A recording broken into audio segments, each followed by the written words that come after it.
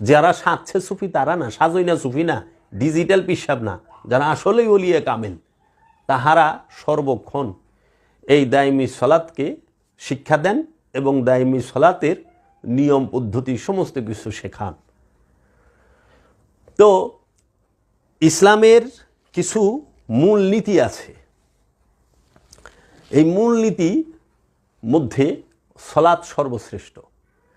সলাৎ নামাজ ছাড়া কেউ আপন নফসকে খান্নাস মুক্ত করতে পারে না।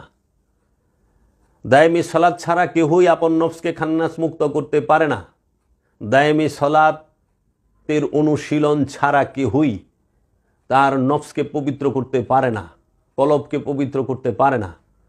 কলবকে পবিত্র করতে গেলে অবশ্যই দায়েমি সলাতের এই চর্চা, দায়েমি সলাতের অনুশীলন